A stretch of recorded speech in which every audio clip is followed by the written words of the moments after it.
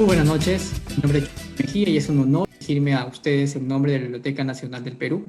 Les doy la bienvenida a esta octava sesión del programa de Historia del Perú. Nos es grato presentar en esta ocasión al creador José Ragas. Él es PhD en Historia por la Universidad de California.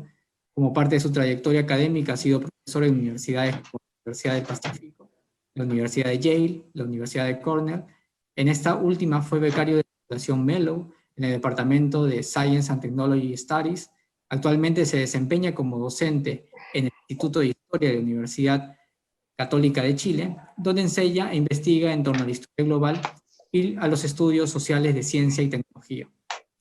Está escribiendo un libro sobre la conformación del sistema biométrico y la identificación en el Perú, así como el rol de la tecnología en la creación de los ciudadanos, la exclusión y de las minorías y poblaciones vulnerables.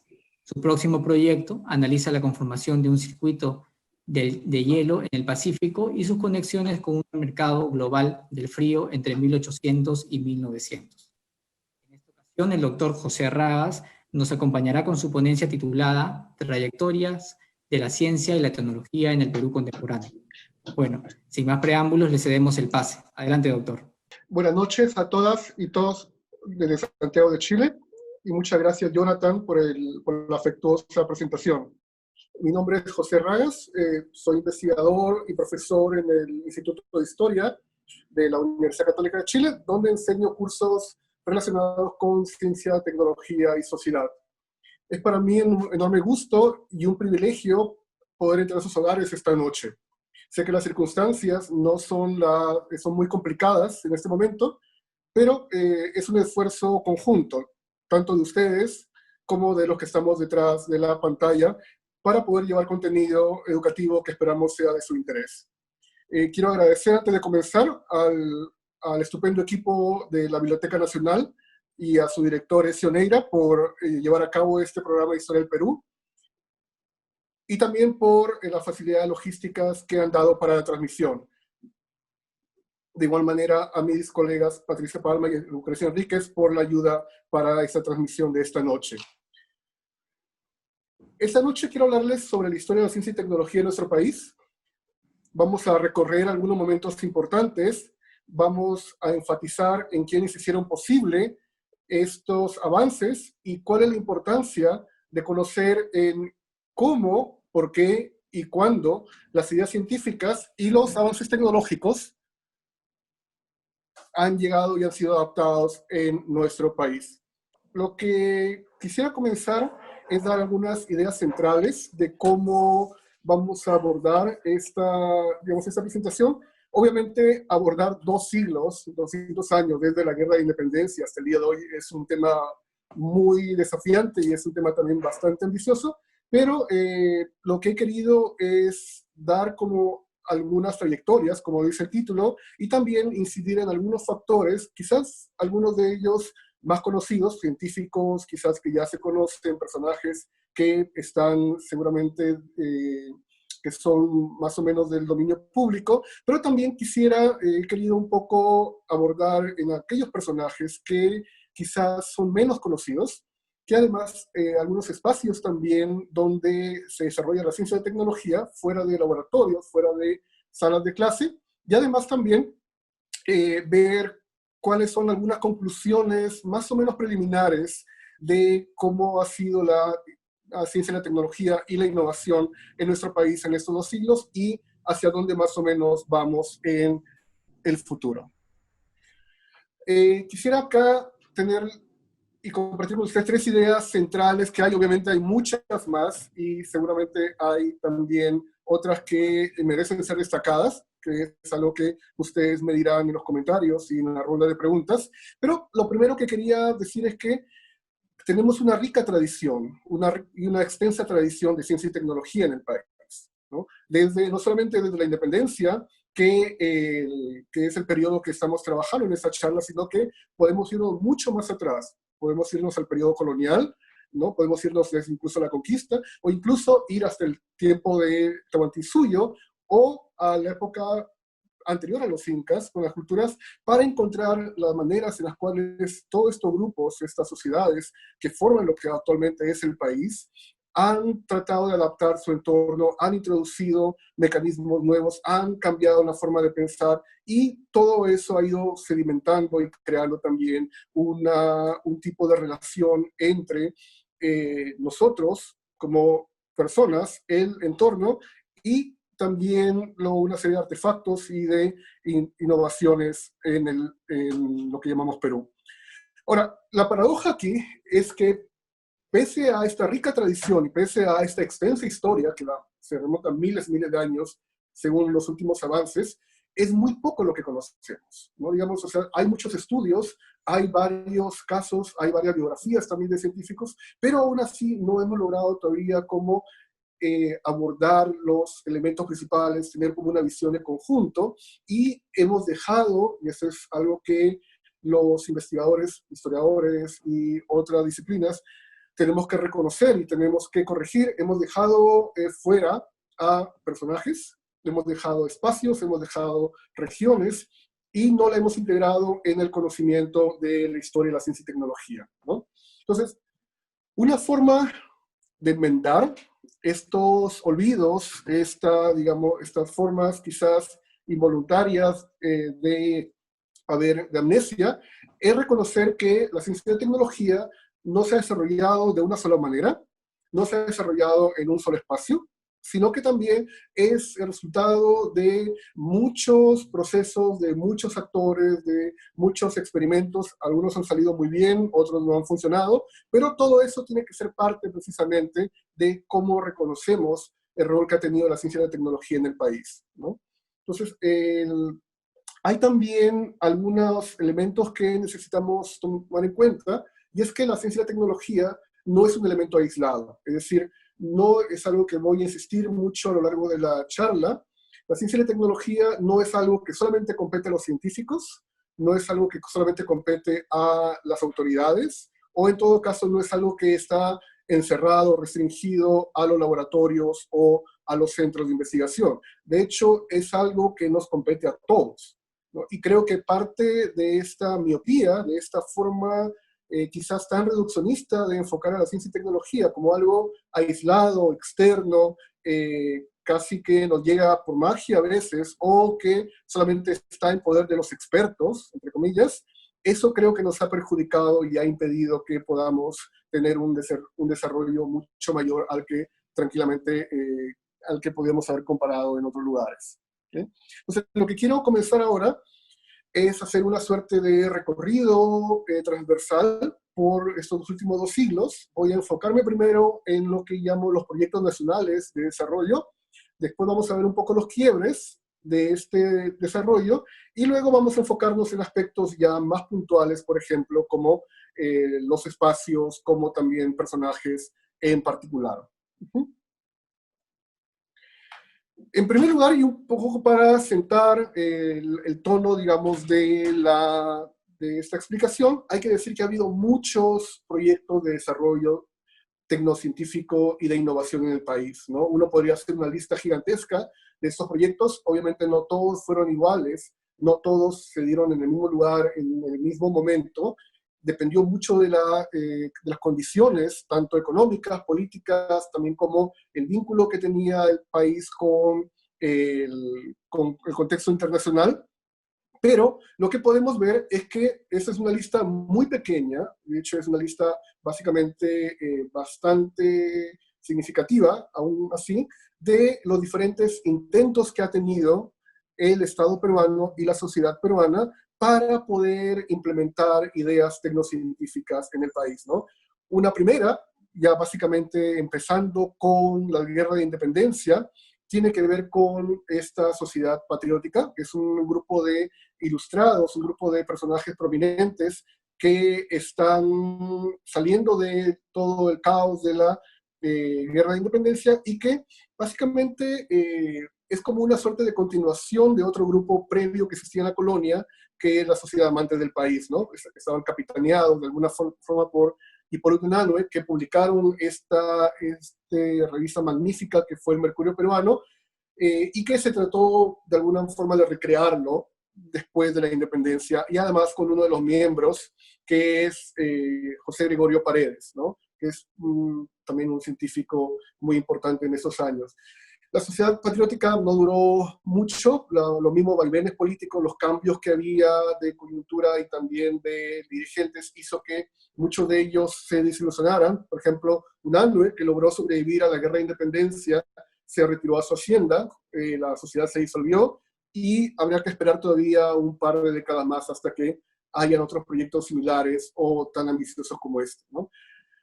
Lo que sigue después son algunos intentos también ya más institucionales por tener una suerte de instituciones dedicadas a la ciencia y la tecnología, ¿no? La Escuela de Ingenieros, por ejemplo, surge como consecuencia de de la industrialización del siglo XIX, del interés por el desarrollo de carácter técnico-científico, por el impulso del Estado a la creación de un cuerpo de profesionales y además también por la necesidad de formar justamente expertos civiles para los siguientes proyectos, tanto públicos como privados, del país, ¿no? La Escuela de Ingenieros, casi un siglo después, se va a convertir en lo que actualmente es la Universidad Nacional de Ingeniería.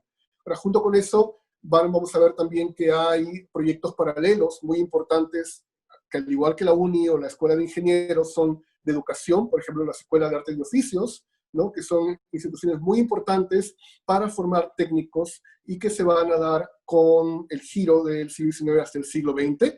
Y después, aparte de eso, tenemos también instituciones mucho más específicas que han buscado responder a problemáticas particulares del país, vinculadas, por ejemplo, con desastres naturales o con prevención de ese tipo de desastres, como es el Instituto Geofísico Nacional, ¿no? Además, la búsqueda de información, la formación de técnicos y expertos, la idea de poder integrar el conocimiento que se obtiene en el país en un marco mucho más amplio para poder precisamente prevenir esta serie de problemáticas.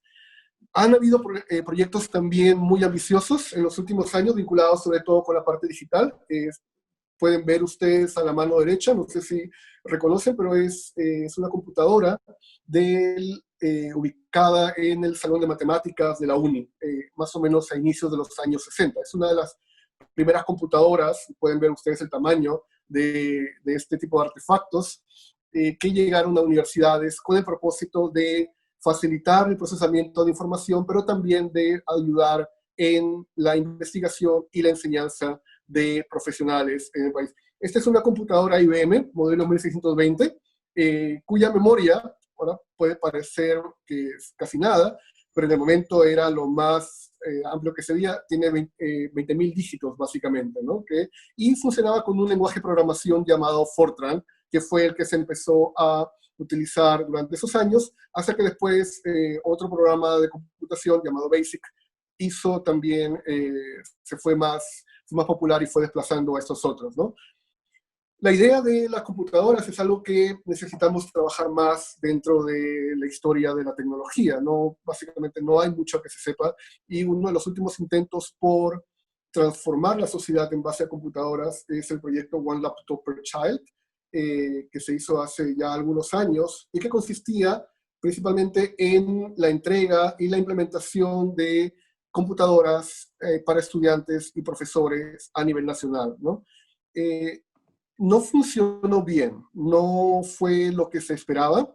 Este fue un proyecto global en el cual estas computadoras eran fabricadas especialmente con motivos educativos que costaban $100, estamos hablando de 10 o 15 años, supuestamente iban a provocar una revolución educativa digital.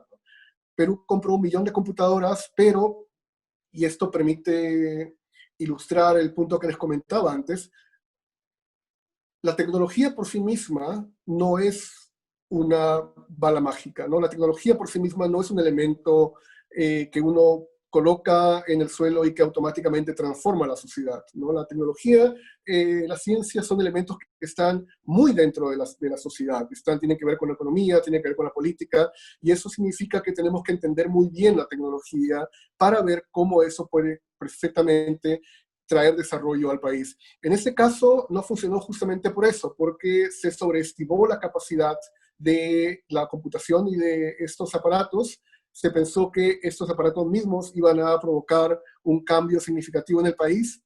No fue eso, pero se han corregido errores y se ha seguido con la idea de desarrollar educativamente al país de manera digital, lo cual creo que es un acierto y tiene que seguirse haciendo, aprendiendo de lo que ocurrió anteriormente, ¿no? Junto con esto hay muchos otros proyectos o instituciones, por ejemplo, Indecopi para propiedad de derecho de autor, el Ministerio de Fomento, hace un siglo también, que después fue cambiado. Entonces, esos son algunos proyectos que han surgido, pero junto con los proyectos han habido también quiebres y rupturas, ¿no? Han habido momentos, digamos, se puede llamar crisis, pero sobre todo momentos en los cuales el país ha tomado un giro bastante drástico, y este giro que ha afectado en muchos ámbitos y afectó no solamente en el momento, sino dejó secuelas por las décadas siguientes, también afectó al campo tecnocientífico, ¿no? Estos son tres, básicamente, quiebres máximos que yo considero. Obviamente hay muchos más. Uno puede poner la crisis, la bancarrota de 1873 como producto del fin del guano. Uno puede incluir la Gran Depresión también. Pero básicamente estos tres son los que yo considero que son las tres grandes fracturas que ha tenido el país en los últimos 2 siglos, ¿no? La guerra de independencia, la guerra del Pacífico y el conflicto armado interno.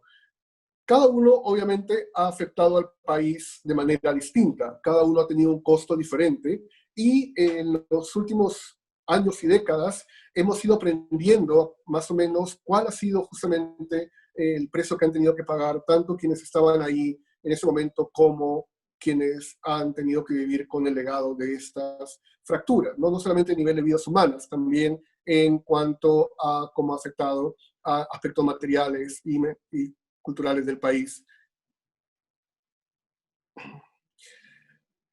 Un poco a grosso modo y de manera general, considero que son 4 elementos que han afectado al país justamente como consecuencia de esa fractura, ¿no? Destrucción de infraestructura ha significado la destrucción en diferentes partes, más son conflictos a nivel nacional, no solamente afectan a un área o una región en particular.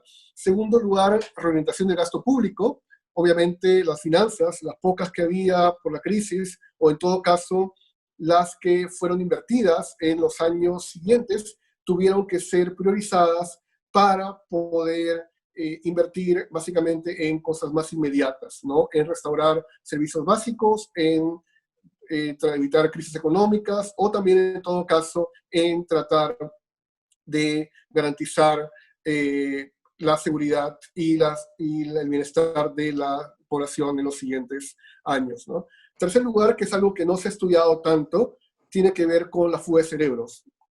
Es un término coloquial para señalar a aquellos profesionales o expertos que se fueron por las condiciones en las cuales se dieron los conflictos, o en todo caso que se fueron desalentados de seguir estudiando carreras técnicas, o de incluso de venir del exterior o de volver del exterior para implementar lo que habían aprendido y contribuir al desarrollo del país, ¿no? Y finalmente, si bien es cierto que muchos de ellos se fueron, para quienes se quedaron, las condiciones materiales y sociales luego de estas fracturas, tanto la independencia, la guerra del Pacífico y el conflicto armado interno, fue completamente complicada, ¿no? Como consecuencia de la reducción del gasto público, muchas veces laboratorios o universidades o centros de investigación sufrieron crisis severas y vieron a veces en peligro su funcionamiento en los siguientes años. Como les decía, sabemos poco todavía sobre cómo esto afectó a la parte tecnocientífica. Hay algunos estudios que se han venido haciendo, hay también algunos elementos y fuentes que han ido apareciendo en los últimos años que más o menos nos permiten ver de qué manera ocurrió esto.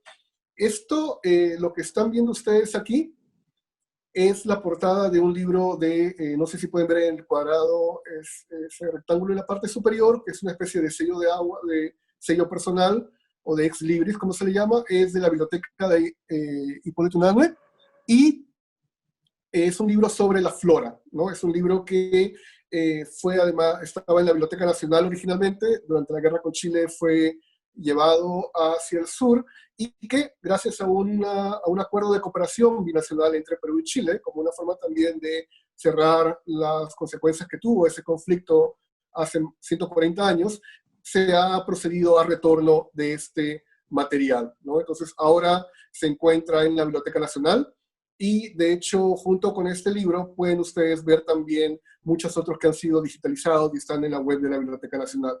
Lo interesante es que por lo general cuando uno piensa en destrucción de material, por lo general piensa uno en infraestructura, pero no piensa por ejemplo en los libros, en los manuales, en los textos que contenían de material científico o información científica y que también que significaron una interrupción de ese tipo de circulación de conocimientos en el país.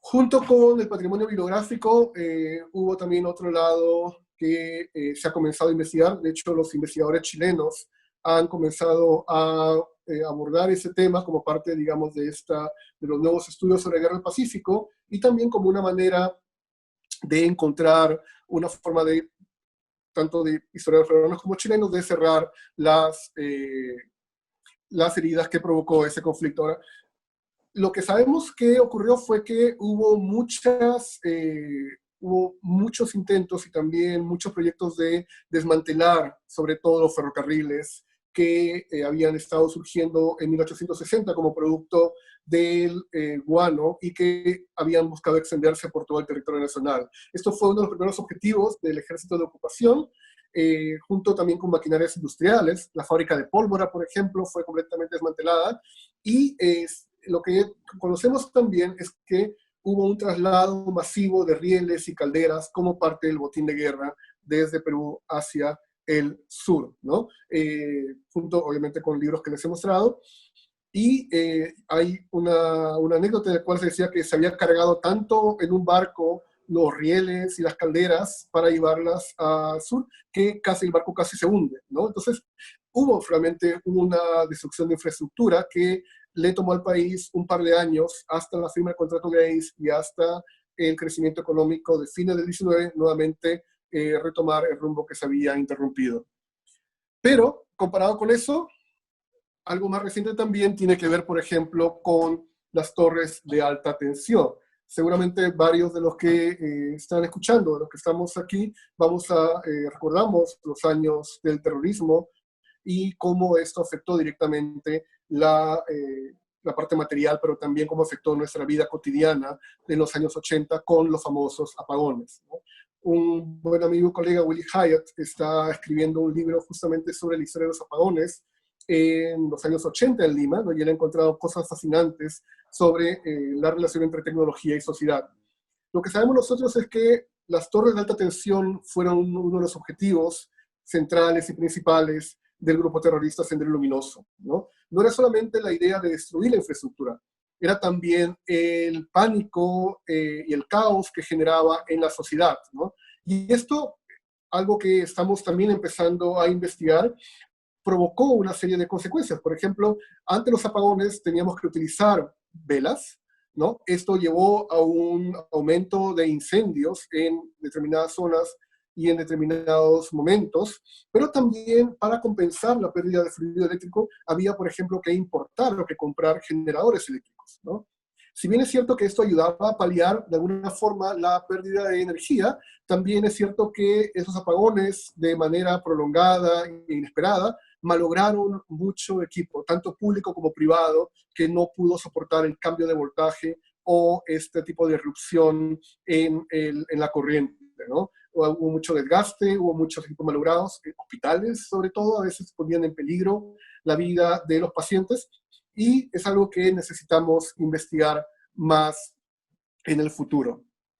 Ahora, voy a tomarme un pequeño desvío aquí, justamente para indicar cómo la tecnología no es un elemento aislado, ¿no? Lo que vemos ahí obviamente es una torre de alta tensión que en muchos casos se pudo reparar, en algunos casos en horas, en otros casos tomaba días hasta que la luz podía volver, dependiendo de si venía de determinada central hidroeléctrica o en todo caso si esto, digamos, afectaba a ciertas regiones nada más, pero sí hubo una relación muy estrecha entre tecnología y sociedad, ¿no? Y no solamente en ese momento, por ejemplo, quizás puede parecer eso anecdótico, pero ningún elemento refleja mejor esta suerte de conexión entre personas y infraestructura o energía, como la famosa canción de los no sé quién y los no sé cuántos, Las Torres, ¿no? Que surgió justamente en los años casi finales del terrorismo, que fue además una forma de crítica social y política en ese momento, que la gente la asumió, pero que curiosamente no era algo nuevo. La relación entre música, entre personas y entre energía eléctrica se puede ver tranquilamente casi un siglo antes en este vals, casi un tango, recogido por Gerard Borrás, y del cual ustedes pueden ver que hay un vínculo muy estrecho entre las personas con las empresas eléctricas, ¿no? Que están quejándose por cómo les cobran de más, están quejándose por los abusos que las empresas eléctricas tienen con los usuarios, y esta es una suerte de oración, canción, en el cual le piden a Dios que haga algo respecto a eso. Entonces, esta relación, tanto entre la sociedad con las personas, van a significar un tipo de espacio muy importante, un vínculo muy importante, y que, como le decía, permite reforzar la idea de que la tecnología no es ajena, ¿no? La tecnología y la ciencia no son elementos que están separados, que están completamente externos, y que las personas no lo entienden o que solamente la aceptan de manera automática, ¿no? De alguna forma, la letra de ese tango o vals señala un poco cuál es la aceptación de la tecnología, lo ven como algo bueno, pero a la vez también consideran que no se dan las condiciones que se deberían dar por el alto precio, por el abuso de las empresas y también por la sensación de indefensión en que se encuentran los usuarios frente a las compañías, algo que parece que no ha cambiado mucho en este último siglo. Los actores son importantes no solamente para entender la tecnología, sino también para definirla, para establecer los límites de la tecnología y también para ver de qué manera la tecnología va a ser usada, y a veces va a ser usada de manera muy distinta a los fines originales, ¿no? Dentro de los actores que conocemos, o en todo caso de los que hemos logrado establecer, uno de los que necesitamos indagar más tiene que ver con las mujeres científicas, ¿no? En los últimos años, felizmente, ha habido una nueva ola de estudios ya por la historia del género, también por la historia de la ciencia, se han acercado de una manera productiva y han permitido rastrear, han permitido indagar en las biografías y los perfiles de personajes como Laura Rodríguez Dulanto, que pueden ver ustedes aquí en sus pantallas, ¿no? Laura Rodríguez Dulanto es un personaje impresionante, es un personaje fascinante. Ella nació en Supe en 1872 y murió muy joven, a los 46 años, ¿no? Es una de las figuras más sobresalientes de la historia de la ciencia en el país. Obtuvo su bachillerato en ciencias y también fue doctora en ciencias, y además de eso fue también doctora en medicina, junto con un grupo de mujeres pioneras en Hispanoamérica, como Eloísa Díaz en Chile, Cecilia Grierson en Argentina y Dolores Aleu en España, que lograron abrir el círculo médico que era dominado básicamente por doctores varones, ¿no? Con una colega y estudiante, Camila Rodríguez, hemos indagado un poco sobre la biografía de Laura Rodríguez y hemos podido entender muchas cosas y también comprender muchas cosas de lo difícil que fue para ella llegar a ser una profesional en medicina y en ciencias, ¿no? Ella, por ejemplo, no pudo asistir a la escuela porque la escuela estaba restringida únicamente a alumnos varones, y cuando decidió estudiar medicina en la universidad, la única forma en la que pudo hacerlo fue con un permiso otorgado por el Congreso de la República, ¿no? Que le validó y que le dio la autorización para que pueda asistir a clases en la universidad y seguir una carrera profesional. Aún así, cuando ella asistía a clases, sus profesores la obligaban a hacer las prácticas en un salón separado de los demás alumnos varones, ¿no?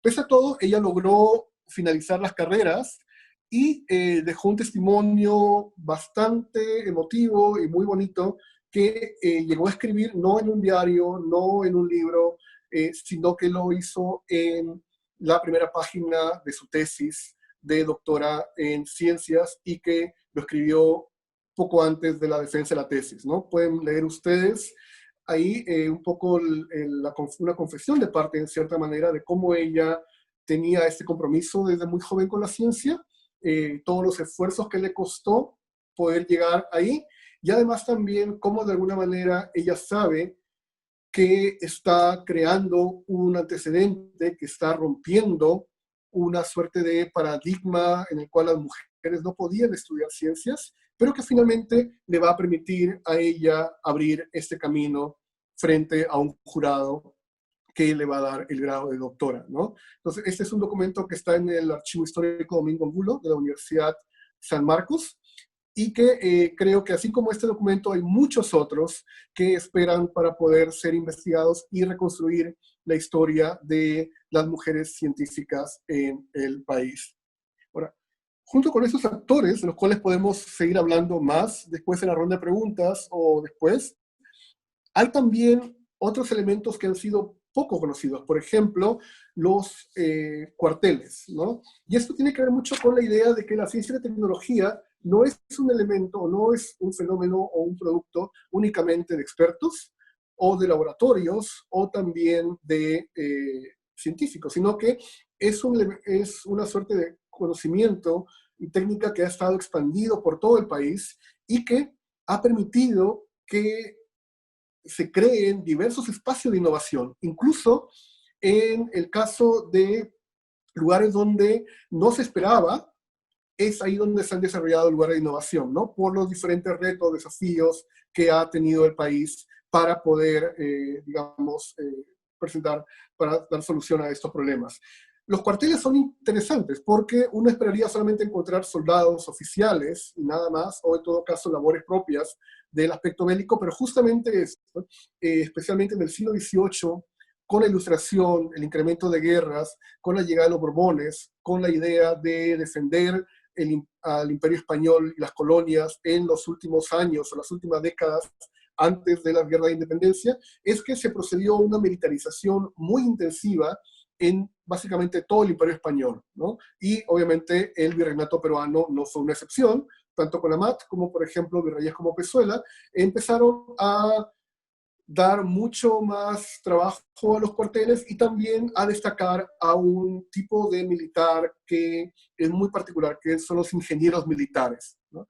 La relación entre ciencia, tecnología y guerra o militares es muy antigua, pero en el caso peruano ya vemos, por ejemplo, cómo había dos elementos muy importantes dentro de este conocimiento, ¿no? Por un lado, hasta tres inclusive, pero la ingeniería misma, la química y las matemáticas, ¿no? La química era importante para la pólvora, para que sea mucho más, tenga un alcance mucho mayor y que sea también segura al momento de utilizarla en los conflictos, mientras que las matemáticas eran importantes para, sobre todo, los artilleros, ¿no? Para crear fórmulas de cálculo de disparos, tanto de armas portátiles como de cañones o de armas mucho más pesadas. Lo que ven ustedes en la pantalla es la fábrica de pólvora que se creó a fines casi del Imperio Español, y esto como parte de un estudio de Natalia Sobrevilla, y fue además una de las fábricas más importantes del virreinato en las Américas, y producía pólvora de tan calidad que fue exportada a España durante las guerras con Francia, ¿no? Entonces, junto con esto, con los ingenieros militares que van a sobrevivir la colonia, van a llegar incluso hasta 1850, cuando la Escuela de Ingenieros, que va a ser la UNI, los reemplace finalmente, ellos tenían una capacidad muy amplia para disciplinas como la cartografía, por ejemplo, la mineralogía, para diseñar fortificaciones, o incluso también en la topografía, porque fueron los primeros en diseñar los caminos y las vías de la República temprana. Otros espacios cerrados, donde a veces uno no esperaría encontrar ese tipo de innovación, son los conventos, ¿no? La foto que tienen ustedes ahí muestra a dos monjes en el convento de Santo Domingo, realizando mediciones en el año 1900, ¿no? Uno está viendo directamente por el telescopio, mientras otro está anotando lo que le dicta el primer monje.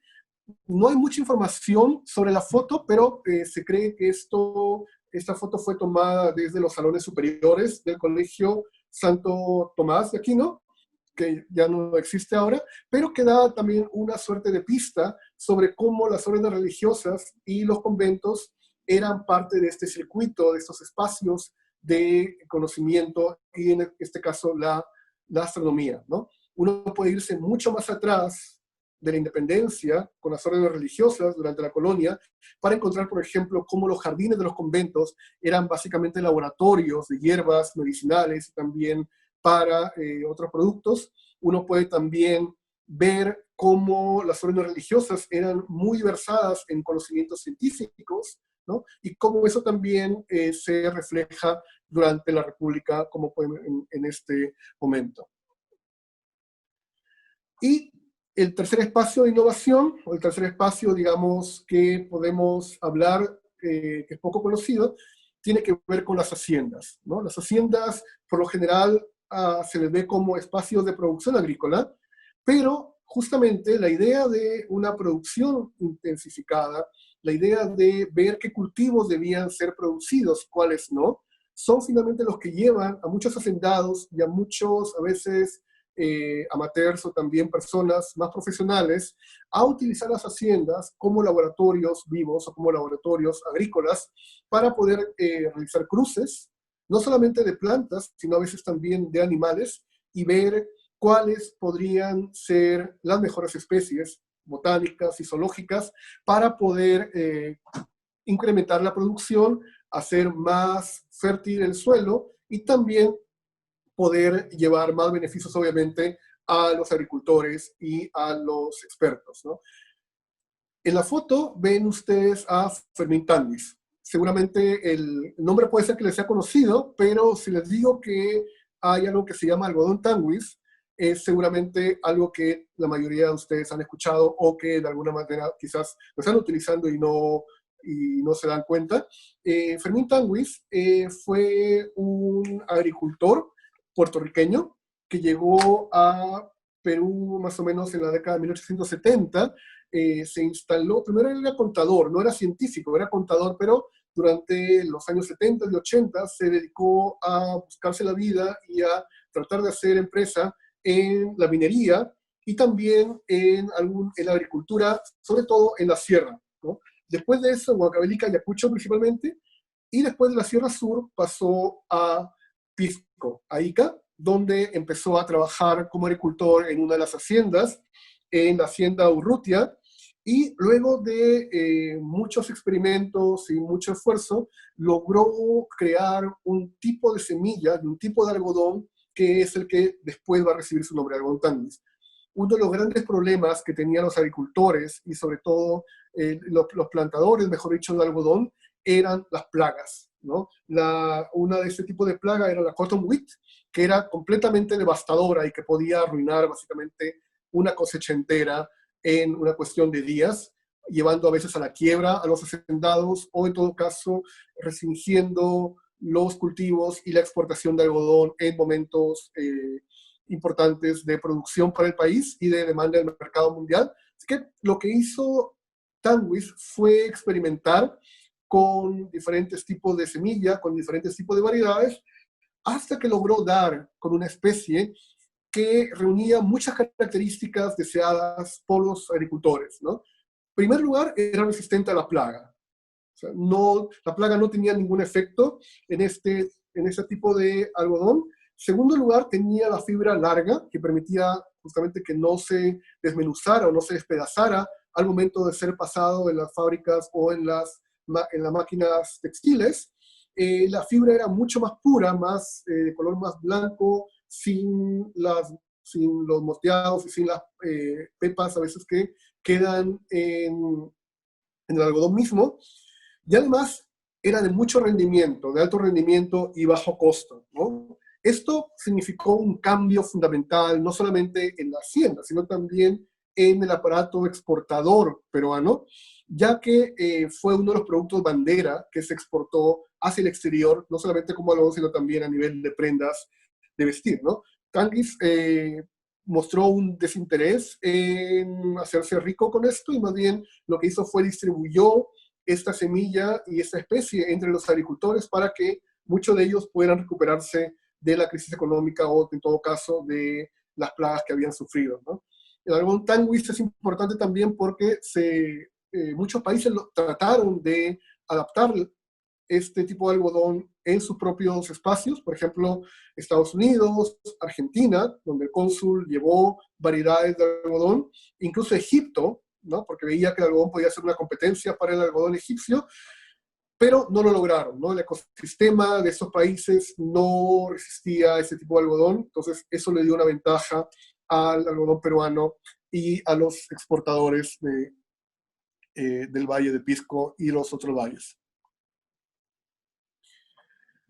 Junto con la innovación, uno de los elementos importantes de cómo la ciencia y la tecnología son incorporadas en la sociedad y sobre todo son aplicadas, tiene que ver con las patentes, ¿no? Las patentes son elementos fascinantes, son elementos importantes que consisten básicamente en el reconocimiento y el permiso presentados por los inventores ante el gobierno peruano, en este caso. El gobierno peruano les da la patente por determinado tiempo para que ellos puedan utilizarlo y de alguna manera también proteger sus derechos frente a otros competidores que están tratando de crear elementos similares. A fin del siglo XIX hay todo un boom por el desarrollo, por un crecimiento no solamente nacional, sino también internacional, con una nueva ola de globalización. Se crea, de hecho, un ministerio, que es el Ministerio de Fomento, para promocionar ese tipo de innovaciones y también de innovadores y personas técnicas. Y muchas de esas patentes incluyen planos como estos, ¿no? Dos investigadores de la Universidad del Pacífico, Martín Monsalve y José Manuel Carrasco Weston, están haciendo un trabajo impresionante al investigar cómo esas patentes influyeron en el desarrollo del país, pero además también están creando una base de datos desde 1893 hasta el día de hoy, ¿no? Se han concentrado en el periodo 1893 hasta 1930, que es el que vamos a hablar esta noche, y ellos han logrado más o menos mapear 1.252 patentes en estos 35 años. Una de estas patentes, que son los expedientes enviados al Estado, incluye planos, por ejemplo, como pueden ver ustedes aquí, y que es básicamente una máquina para poder mejorar la concentración de los minerales, ¿no? Bien. En algunos casos las patentes eran anunciadas públicamente. Este es un aviso del diario El Peruano, donde se le concede al señor Víctor Guesnau y compañía que la patente para lo que se conoce un carrusel de saltos, de lo cual no hay tampoco mucha información aparte de eso. Se le dio esa patente en 1901, o también como se le llama, pueden ver ustedes ahí, privilegio de invención por 10 años, ¿no? Lo interesante es que el gobierno aprueba esto con lo que se llama garantiza la novedad, no garantiza, mejor dicho, ni la novedad, ni la prioridad, ni la utilidad del invento, ¿no? Pero en todo caso, era parte de los trámites que tenía que hacer para tener el reconocimiento de eso. Y era público, la gente podía saber quién había sido aprobado con la patente, o en todo caso, qué se estaba inventando, ¿no? Pero algo que nos dicen el estudio de las patentes, y por eso el trabajo de Monsalve y Carrasco Weston es importante, es porque nos permiten entender este vínculo entre población, la formación de innovadores o inventores, el Estado, y cómo esto responde también a demandas globales por industrialización y también por la creación científica y tecnológica en el país. Ahora, dentro de esas patentes que ellos han investigado, hay algunas conclusiones preliminares que podemos compartir, y una de ellas tiene que ver con que gran parte de esos inventos estuvieron orientados de manera aplicada a la minería, o sea, básicamente a expandir la producción minera del país, ¿no? Otra conclusión preliminar es que, pese a este número grande que puede parecer, que es 1.252 patentes, en verdad fue un número bastante bajo para el Perú, ¿no? O sea, fueron 1.252 patentes en 35 años, que conforman solamente el 5% de las patentes entre 1895 y 1930 a nivel de toda América Latina, ¿no? Y, finalmente, que son los extranjeros los que destacan como agente de innovación con 87% de patentes aprobadas, ¿no? Y eso no estamos contando las que no fueron aprobados. Obviamente hay años en los cuales hubo mejor presentación de patentes que otros. Por ejemplo, el año 1920, que es un año después que sube la guía, se presentan aproximadamente 112 patentes, ¿no? Y después hay un repunte en el año 31, ¿no? Pero en promedio se presentaban más o menos 20 patentes por año, lo cual es bastante bajo y que de alguna manera puede también ser una pista para entender en qué falló. O sea, digamos, ¿por qué no hubo tantas patentes como se podría esperar de un país en un momento que estaba incidiendo tanto en la industrialización? Quiero cerrar con algunas cosas para poder después seguir conversando sobre esto. Y es que, digamos, este recorrido que hemos hecho, tanto por los momentos de proyectos nacionales, como las crisis, como los espacios, como también, por ejemplo, los actores, ¿no? Todo esto hay que entender que trajo progreso, trajo desarrollo, ¿no? Lo que estamos haciendo, de hecho, ahora, como es comunicarnos por esta vía, es parte también de este tipo de desarrollo y también de cómo el Internet, las computadoras, las vías los teléfonos, han sido utilizados para fines diferentes a los que originalmente estaban planteados, en este caso para transmitir contenido educativo, pero algo que también tenemos que tomar en cuenta es que no siempre la ciencia y la tecnología trajeron progreso para todos, ¿no? En algunos casos, muchos grupos, muchas personas, muchos actores, muchas regiones estuvieron marginadas de este avance, y en otros casos, lo que sabemos también es que afectó el modo de vida de las personas, ¿no? Uno de los ejemplos quizás más conocidos, quizás no lo es, pero es cuando los artesanos destrozan los rieles de ferrocarril que llegan a Lima para esa nueva vía férrea, ¿no? Porque ellos tenían temor, como efectivamente ocurrió después, de que el ferrocarril o de que estas nuevas maquinarias iban a destruir sus trabajos e iban a reducir su capacidad de nivel de vida, ¿no? Una segunda conclusión tiene que ver con el hecho de que históricamente ha habido poca inversión en ciencia y tecnología. Y eso tiene que ver con la responsabilidad del Estado, pero también con el sector privado, ¿no? A veces, insisto, a veces hemos focalizado demasiado en algunos proyectos, hemos tenido esta visión casi de túnel o miope de pensar que la tecnología en sí misma, o una tecnología, por más novedosa que sea, va a cambiar el país sin preparar a personas que la puedan manejar, sin preparar, digamos, a la audiencia, sin tratar de que esa tecnología pueda ser utilizada para un grupo mucho más amplio.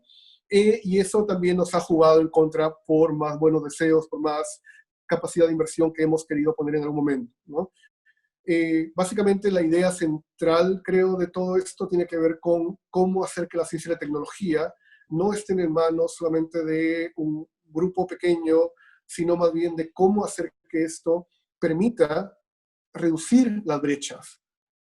Desigualdad, que es, creo, el problema más urgente que tenemos, pero también, por ejemplo, brechas de género, ¿no? En cuanto a brechas regionales también, de cómo hacer que estos avances y que lo que se consigue en el país pueda llegar a grupos que lo necesitan, o también que sea mucho más balanceado y más justo para todos. Y finalmente, un tercer factor que quisiera incidir, sobre todo por el momento en el que estamos y por la coyuntura tan difícil que estamos enfrentando en esa pandemia, tiene que ser impulsar de manera urgente la educación y la cultura científica. Eso no significa de que solamente tenemos que priorizar que toda la gente estudie carreras técnicas, que estudie ingeniería, que estudie ciencias o computación informática, sino más bien, por lo que decía al inicio, que la ciencia y tecnología tienen que ser mucho más amplias, ¿no? Y esto tiene que partir con un esfuerzo de diferentes disciplinas, desde las humanidades, las ciencias sociales, la educación, hasta las ciencias propiamente dichas, ingeniería, la informática y medicina, pero también tiene que ver con cómo llevar contenido científico de calidad al espacio público, ¿no? A través de la televisión, a través de los medios, ¿no? La idea de tener periodistas especializados en ciencia y tecnología para los medios, la idea de crear programas educativos o en todo caso introducir dentro de la educación no necesariamente cursos técnicos, sino más bien una cultura científica que tenga que ver con cómo pensar científicamente, o sea, cómo reaccionar frente a evidencia, frente a desinformación, que es lo que está pasando lamentablemente ahora con las fake news, con información que se propaga muy fácilmente en redes sociales y que lleva lamentablemente a efectos perniciosos que afectan contra la salud de las personas en situaciones como estas. Entonces, lo que he querido mostrar en durante estos minutos tiene que ver principalmente con ese recorrido que ha tenido el país respecto a la ciencia y tecnología. Obviamente no termina esto aquí, ¿no? Estos son apenas los primeros 200 años de lo que es una historia bastante compleja que tenemos con la ciencia y tecnología. Lo importante es aprender de las cosas que han funcionado, corregir las cosas que no han funcionado y ver cómo, insisto, hacer que eso sea más fácil para reducir problemas sociales y la desigualdad que tenemos. Estos son apenas los primeros 200 años, ¿no? Solo porque, si uno quiere poner un ejemplo más y ver hacia dónde va esto, puede ver lo que pasó el fin de semana, con dos ejemplos muy concretos. El fin de semana, como ustedes saben, se lanzó una misión espacial combinada de empresa de SpaceX con la NASA, y hubo una peruana ahí, ¿no? La ingeniera Rosa Ábalos Warren, ella estuvo presente como parte, fue gerente de la misión de red de comunicaciones, y su labor fue la de estar a cargo del soporte de operaciones en tiempo real durante el lanzamiento, que fue bastante exitoso, ¿no? Del otro lado, tenemos que el fin de semana también se conmemoró la tragedia de Yungay, ¿no? Desde entonces, de hace 50 años, con el propósito de prevenir tragedias como esa, se han formado muchos equipos científicos de diferentes disciplinas, nacionales e internacionales, que han cooperado también con la población y la localidad de la zona para conocer más sobre no solamente la morfología y la geología del lugar, de la Cordillera Blanca, sino también para ver cuáles son los efectos que ha tenido el calentamiento global en el pasado y cómo mitigar las consecuencias de este fenómeno en zonas tan frágiles y tan complicadas como la que hemos tenido. Entonces, todo esto, como les digo, es básicamente un recorrido para entender algunas problemáticas. Hay muchas cosas por hacer todavía, hay muchas cosas por seguir leyendo, por seguir investigando, los archivos están ahí, pero también depende mucho de cómo esta labor no es únicamente monopolio de nosotros historiadores, sino que es también una labor pública, ¿no? Depende de ustedes como familiares, como ciudadanos, saber o indicarnos qué es lo que, hacia dónde más o menos tenemos que dirigirnos, o en todo caso, cuáles son las preocupaciones que tienen para poder nosotros también poder colaborar y dialogar con esto. Muchas gracias. Muchas gracias, profesor José Rabas, por compartir parte de su investigación con nosotros. Me parece muy interesante la forma que usted ha abordado el desarrollo de la ciencia y tecnología, porque si bien es cierto, digamos, uno suele pensar en estos ámbitos de la vida social como ámbitos separados y totalmente autónomos, están bastante vinculados con factores sociales, políticos, como bien lo ha mencionado.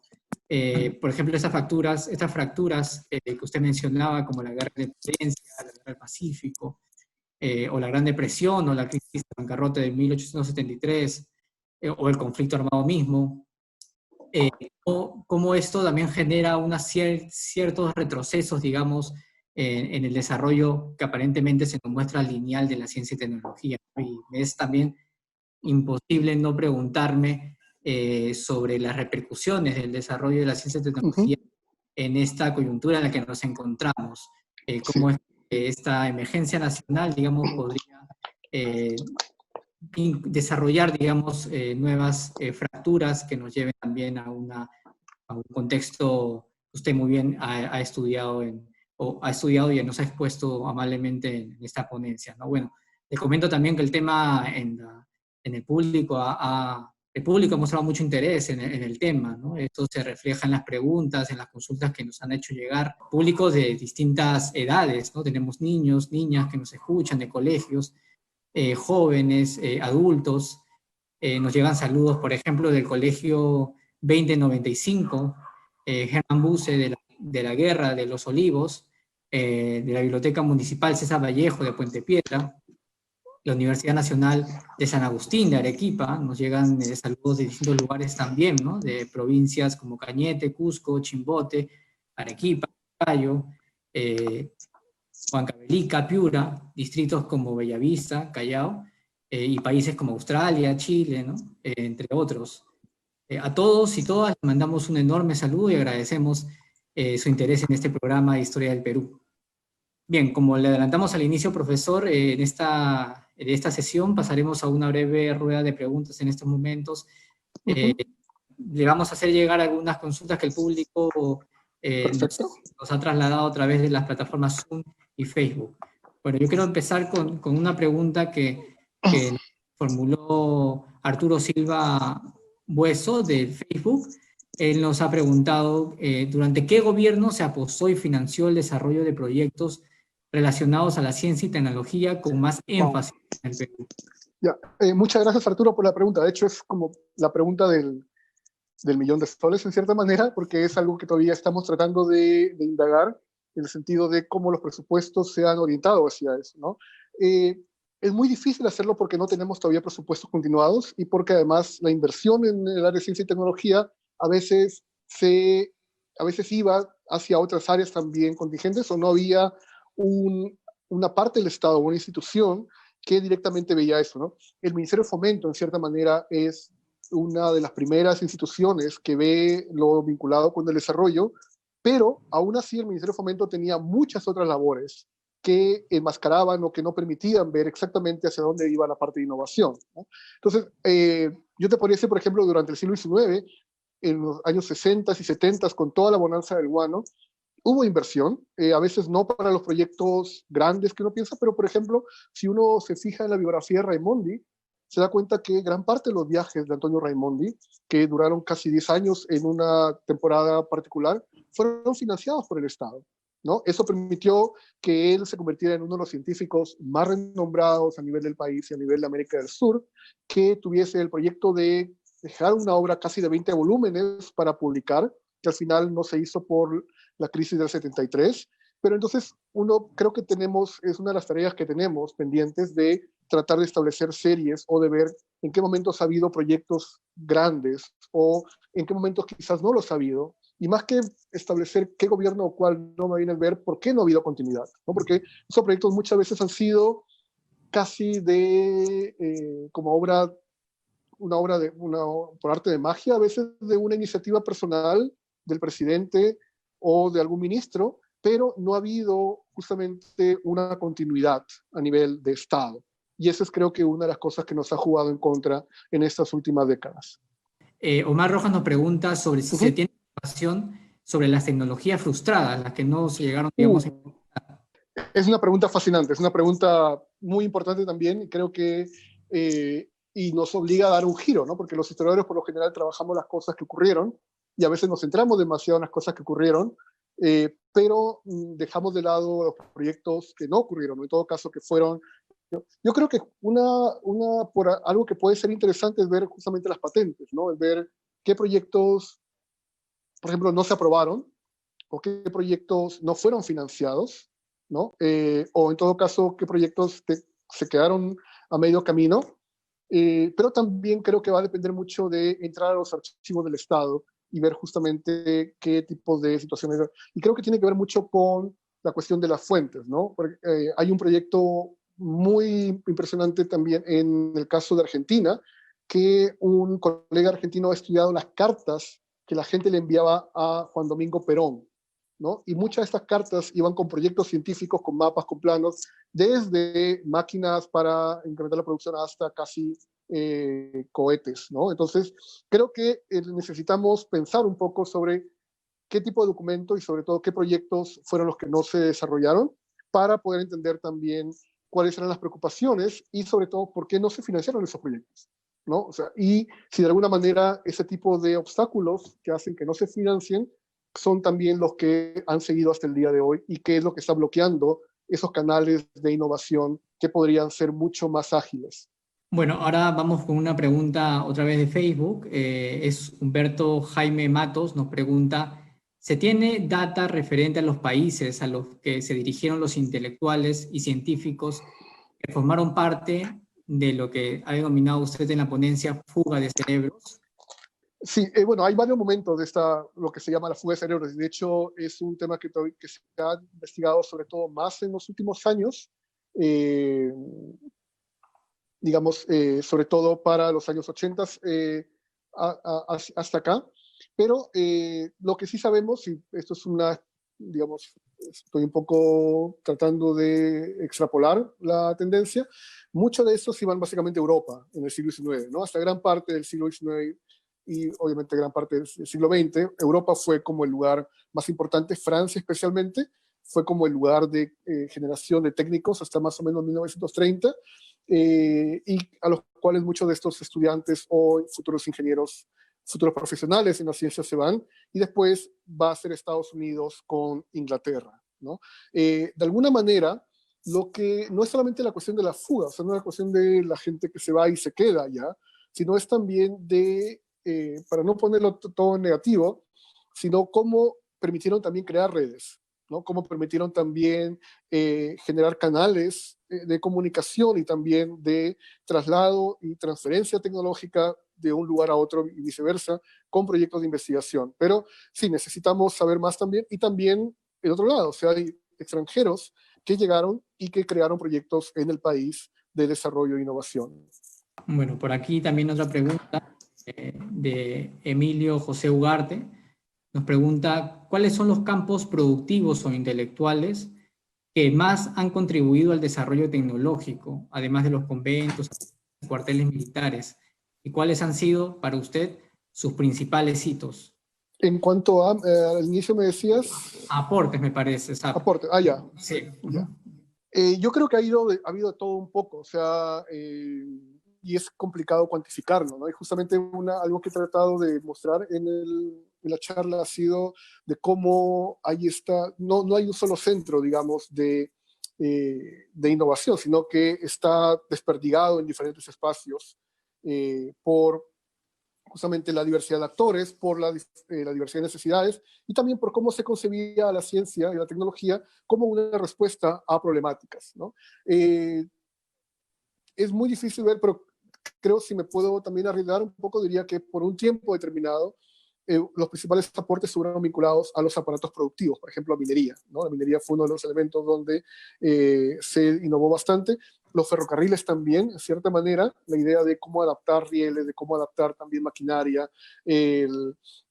algo que todavía no hemos investigado del todo, pero tiene que ver con la computación, ¿no? O sea, con cómo las máquinas, con cómo los primeros programas también fueron incorporados yo creo que hay, insisto, es más, digamos, lo que la tarea que tenemos, y por eso es importante formar a futuros historiadores en ciencia y tecnología, no para, digamos, tener esa visión, como decía, ¿no? Irrealista de que todo es perfecto, sino más bien justamente para ayudar a entender de cómo la ciencia y tecnología ha sido un fenómeno complejo, pero también muy importante y que ha cambiado la vida de muchos peruanos y peruanas. Bueno, tenemos ahora la pregunta de Yenisa Guisado. Ella nos pregunta, ¿qué nos puede comentar el profesor de la relación entre Estado y la visión del progreso respecto a las escuelas de artes y oficios, los institutos técnicos y las escuelas talleres que se construyeron durante el siglo XIX y el siglo XX? Bien, gracias, Yenisa. Bueno, la idea de la educación técnica fue una idea muy fuerte, sobre todo que surge a fines del siglo XIX. Es una idea además que no solamente está vinculada con la forma de transferencia educativa, sino que también se manifiesta de una manera mucho más popular, por ejemplo, a través de las exposiciones industriales, ¿no? La idea de que solamente la técnica o la tecnología y el conocimiento aplicado de esta podía sacar al país del subdesarrollo, en todo caso, que es un término anacrónico, pero se aplica, fue uno de los objetivos centrales, no solamente del país, sino de los países latinoamericanos en general, ¿no?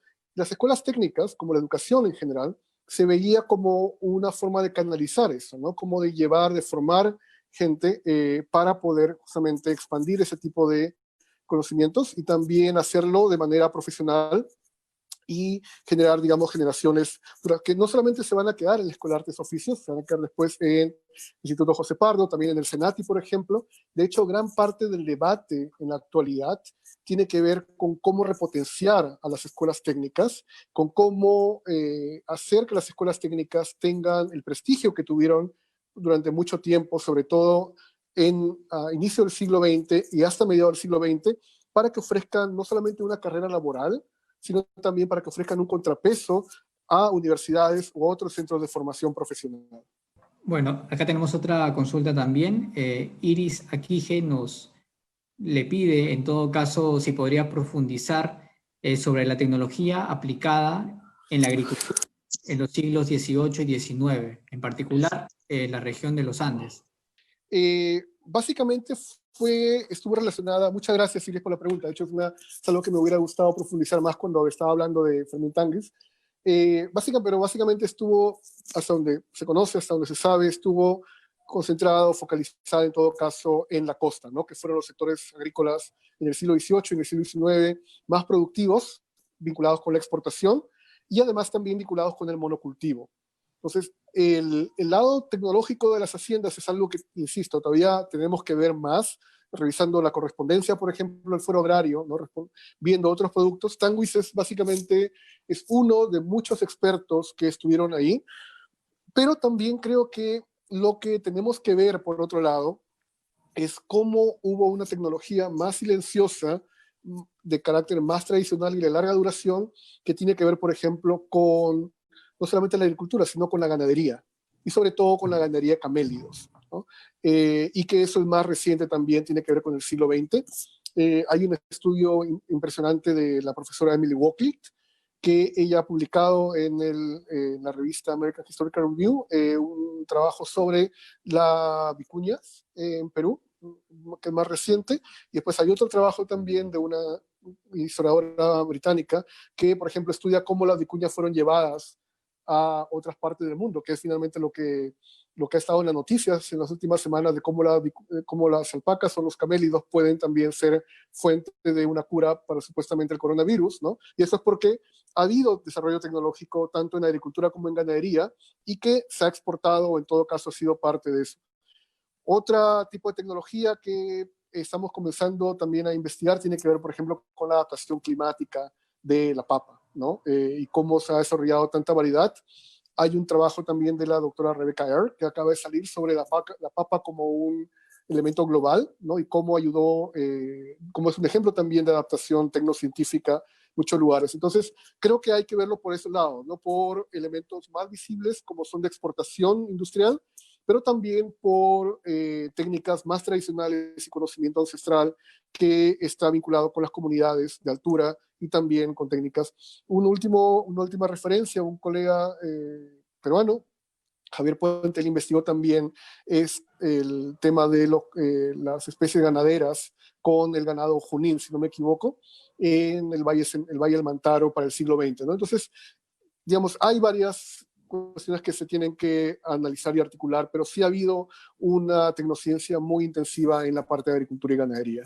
Bien, aquí también nos llega una pregunta de Daniela Terreros. Ella nos pregunta sobre, usted en su presentación se ha referido a la necesidad de ver la tecnología no de manera aislada, sino dentro de una amalgama, digamos, de factores sociales y políticos. Ella nos pregunta, al inicio de la conferencia usted mencionó que en ocasiones el Estado ha cometido el error de confiar en que implementando tecnologías se iba a desarrollar el país. ¿Puede ser política ferrocarrilera? ¿Podría comentar o profundizar un poco en ello? Sí, justamente es un excelente ejemplo y gracias Daniela por traerlo, porque permite, de hecho los ferrocarriles fueron la gran obra de infraestructura del siglo XIX peruano. O sea, si uno, digamos, lo compara con las represas, si uno lo compara con otros proyectos que a veces no son tan visibles y que han sido más espaciados en el tiempo, el, digamos, los ferrocarriles es como una de las obras de infraestructura y también de tecnología más impresionantes, no solamente en Perú, sino a nivel mundial y también en América del Sur. Obviamente, en el caso peruano se hizo eso porque se pensó que esa tecnología que estaba siendo utilizada en diversos países, Estados Unidos, en Europa, incluso en Rusia, podía convertirse en una suerte de eso, como en la bala mágica, ¿no? En, digamos, en la bala de plata que poniéndolo, trayéndolo, adaptándolo, iba a conseguir desarrollo para el país. Y nos dimos cuenta de que no fue así, ¿no? Hicimos una gran inversión en ferrocarriles, finalmente tuvimos una red muy raquítica que conectaba la costa, algunos puertos de la costa con las haciendas, básicamente, con algunas localidades. Hay que esperar recién hasta la construcción de carreteras en los años 1930, 1940 para entender algo que reemplace. Pero el ferrocarril sí fue, creo yo, la gran ilusión y creo que yo fue esta suerte de hiperoptimismo, ¿no? Y confianza en la tecnología e insistir en eso, ¿no? Insistir en ponerle más dinero, en construir más, en invertir más, con todo lo que esto significó para el erario público y que al final los resultados quizás no fueron los que se esperaba. Muy bien, muchas gracias. Aquí viene otra pregunta también de Lelis Merino sobre cuál ha sido la influencia del gobierno de las Fuerzas Armadas en el desarrollo de proyectos vinculados a la ciencia y tecnología en el ámbito educativo. Gracias, Lelis, por la pregunta. Mira, no conozco específicamente el tema porque además los estudios sobre las Fuerzas Armadas son más o menos recientes y de hecho la historia de la educación es también un campo muy, muy productivo, muy fértil que se estuviera trabajando por varias y varios colegas jóvenes. Lo que te puedo decir es que dentro, digamos, de la cuestión de las Fuerzas Armadas, del gobierno revolucionario, de 68 en adelante, hay, creo yo, dos cambios importantes. Uno de ellos es que se pone fin al Ministerio de Fomento y se le reemplaza por 5 ministerios, por 5 carteras diferentes para focalizar, digamos, la cuestión de la inversión, que son las carteras que siguen hasta el día de hoy, en cierta manera. Y lo otro, algo que en lo personal yo encontré en algunas revistas y archivos, ya en la segunda fase del gobierno, es la introducción de computadoras para el Estado, ¿no? Digamos, o sea, el uso, obviamente no van a llegar al nivel y al tamaño de lo que fue el proyecto 5 en Chile con Allende, pero en todo caso hay algunos elementos que se pueden rastrear de cómo la informática fue parte, digamos, de un proyecto del Estado mucho más intenso. Ahora, creo que es un tema que promete mucho, me parece, o sea, ver la parte de la tecnología para, sobre todo, un gobierno tan nacionalista y que buscaba el desarrollo como el gobierno revolucionario y ver también hasta qué punto pudo implementar alguna de estas medidas o en todo caso sencillamente buscó mecanismos más tradicionales como la explotación de recursos naturales, ¿no? Como también estaba en boga en esos años. Bueno, ahora Arturo Silva o le pregunta cuál ha sido el rol de la Iglesia, si puede profundizar un poco sobre el rol de la Iglesia en el desarrollo de la ciencia y tecnología a lo largo del Perú. También otra muy buena pregunta, de la cual tampoco no, por lo general siempre se ha visto a la Iglesia como una institución anticientífica. Yo creo que no es tan así. Creo que si bien es cierto que hay grupos dentro de la Iglesia o de sus fieles, que son grupos, digamos, que manifiestan su rechazo a esto, también la Iglesia no ha tenido una actitud necesariamente hostil a esto, ¿no? Lo que quería mostrarles con la imagen del convento era justamente esto, ¿no? Cómo estos monjes están haciendo astronomía y yo creo que también en muchos de los otros conventos hay una serie de prácticas que dentro de las limitaciones y las discusiones y los debates, y obviamente de las críticas que tiene la Iglesia en el siglo XIX o inicio del XX respecto a a la modernidad o respecto a la tecnología, creo que vamos a encontrar elementos bien interesantes. Sabemos mucho más de la Iglesia o de las órdenes en el siglo XVIII. No sabemos más, digamos, de las órdenes y la Iglesia con la ciencia en durante la colonia, desde la Inquisición hasta las órdenes mucho más ilustradas o más de avanzada, como los jesuitas, o en algunos casos como los franciscanos, pero todavía es algo que me parece que en el caso del siglo XIX y XX seguimos viendo más bien la iglesia en torno a la educación, en torno a la parte política y a la iglesia misma, que son aspectos que necesitamos prestar atención, pero que también necesitamos abrir una beta específicamente para entender la relación de la ciencia y la tecnología con las órdenes religiosas, con los partidos laicos, ¿no? También con la relación de la curia con Roma en particular. Ahora desde el Zoom nos pregunta Santiago Loaiza Velázquez. A finales del siglo XIX se creó el Centro Científico del Cusco, que surgió básicamente para fomentar a sus miembros y conocimientos relacionados a la ciencia y tecnología, vinculados al conocimiento geográfico de la Amazonía y del sur andino. En ese sentido, ¿hubo otros centros científicos similares durante el siglo XIX e inicios del siglo XX? Es una excelente pregunta. De hecho, es algo que también creo que pude haber enfatizado un poco más o también que merece más análisis y que tiene que ver con la cuestión de las regiones, ¿no?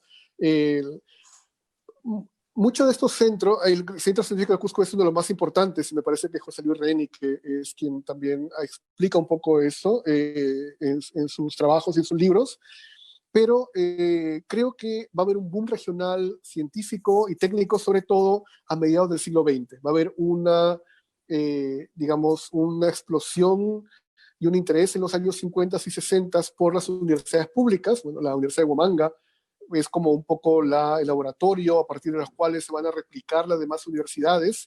Y justamente este boom de universidades regionales públicas en los 50 y 60 tienen consigo la misión de fomentar los conocimientos técnicos y científicos para el resto del país, ¿no? Estamos viendo la Universidad Agraria, que también es parte de ese tipo de expansión, pero además algo de lo que yo he visto tiene que ver con, por ejemplo, con esas granjas científicas, por ejemplo, que van a estar vinculadas con la Universidad de San Antonio de Abad en los 50 y 60 y que también van a estar vinculadas con las universidades, por ejemplo, en Puno, ¿no? O en todo caso con el Valle del Mantaro. Muchas de estas universidades también, no como centros mismos, sino que van a empezar a hacer cooperación y colaboración con científicos extranjeros, con ONGs también y con otros espacios, van a tener un rol muy importante en el desarrollo, sobre todo agrario del país en los 60s y 70s, ¿no? Entonces, por ahí creo que puede ir un poco ojalá espero haber respondido lo que me estás planteando. Bien, bueno, tenemos una pregunta también del Facebook. Soy la Aurora, nos pregunta sobre la relación entre Hacienda y desarrollo tecnológico. ¿Hubo alguna interacción entre las haciendas con las universidades para el avance de la ciencia en este campo? ¿Cómo se capacitó en las haciendas el uso de las nuevas tecnologías para los trabajadores? Es una pregunta genial porque por lo general en muchas ocasiones siempre se ha creado esta dualidad, ¿no? Las haciendas serranas como haciendas orientadas únicamente al mercado interno, o sea, como haciendas, digamos, que no necesitaban ningún tipo de desarrollo tecnológico, y las haciendas costeñas como las más desarrolladas o las más avanzadas. Ahora, no hay una relación directa entre haciendas y universidades, al menos como de cooperación. De hecho, lo que mencionaba hace un momento, todo este boom de universidades públicas en muchos casos veían a las haciendas como elementos retrógrados, ¿no? Y buscaban ofrecer un tipo de modelo agrario diferente, acusándolas de explotación, acusándolas, digamos, de poca sensibilidad hacia los peones y trabajadores o yanaconas en ese momento. Pero, por otro lado, lo que sabemos, y esto por Flores Galindo y Burga, también es que sí hay un desarrollo tecnológico en las haciendas de la costa, y que además muchos hacendados fueron ilustrados, en el sentido que fueron técnicos que se formaron en universidades, a veces en universidades peruanas, a veces en universidades del extranjero, ¿no? Ahora, pero sí y lo que dices es increíble, porque yo creo que sí puede haber vínculos entre haciendas y universidades, o en todo caso, ¿qué pasa, por ejemplo, después de la reforma agraria, ¿no? Como el vínculo entre cooperativas y universidades, pero hasta cierto punto, los fondos, o sea, digamos, esa granja de modelo creada por las universidades públicas en región en los años 50 y 60, buscaban ser un contrapeso al modelo de Hacienda, ¿no? Y también buscaban crear desarrollo tecnológico mucho más aplicado a la región y con beneficios a la región, más que las haciendas a las que se veía como netamente productivas para el hacendado y que no tenían la importancia para el país que deberían tener. Bueno, tenemos todavía un minuto más para una pregunta más. Aquí nos llega una pregunta desde el Zoom de Martín Alonso Galarza. Él nos pregunta sobre si se puede usted profundizar un poco en la relación entre ciencia, tecnología, innovación y el sector de transporte. Yo agregaría tal vez el sector salud también. Sí, definitivamente el sector transporte ha sido uno de los sectores más olvidados, tanto por las autoridades como por los investigadores, ¿no? En el sentido de que no hay, digamos, muchos estudios y los pocos estudios que hay se han concentrado básicamente en la capital. Ahora, acá, si me permiten un pequeño desvío, quisiera recomendar el trabajo de una colega norteamericana, Andrea Chastain, que ya ha hecho un estudio, justamente lo que mencionas, Martín, de ciencia, tecnología e innovación para el transporte, pero ella lo ha hecho con el Metro de Santiago, ¿no? No necesitamos más trabajo sobre transporte, no solamente sobre automóviles, sino también sobre las rutas, ¿no? Sobre qué tipo, digamos, de mecanismos o incluso vehículos se han planteado para esto.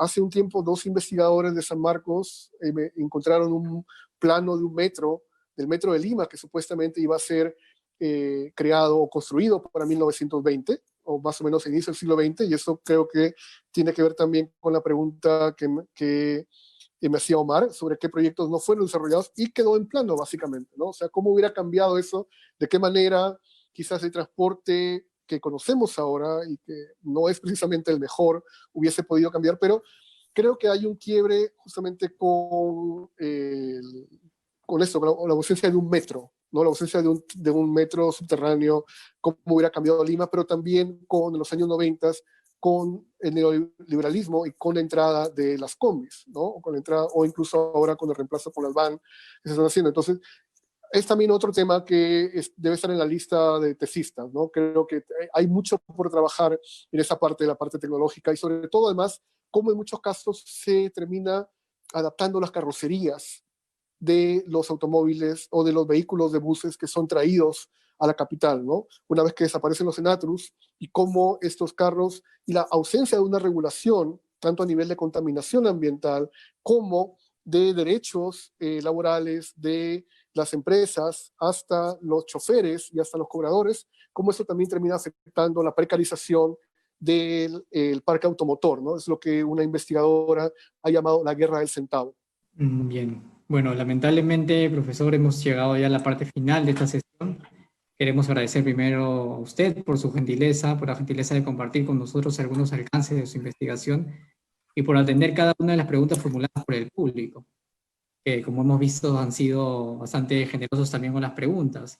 Agradecemos también a quienes desde sus casas nos han acompañado en esta octava sesión del programa de Historia del Perú. Les invitamos a la próxima sesión este viernes 5 de junio en el mismo horario, de 7 a 8:30 de la noche, donde contaremos con la presencia de la historiadora Carmen McEvoy, quien nos presentará la ponencia No una, sino muchas repúblicas. Agradecemos una vez más al doctor José Ragas. Gracias, profesor. No sé si le gustaría compartir con el público algunas palabras finales. Solamente me queda agradecer nuevamente a todas y todos ustedes por la paciencia, también por su generosidad al escucharme y al hacerme preguntas que han sido excelentes. Voy a revisarlas después con más cuidado en el Facebook. En todo caso, si desean comunicarse, si tienen alguna pregunta o algún tipo de sugerencia o si están interesados en el tema, con mucho gusto les puedo recomendar bibliografía.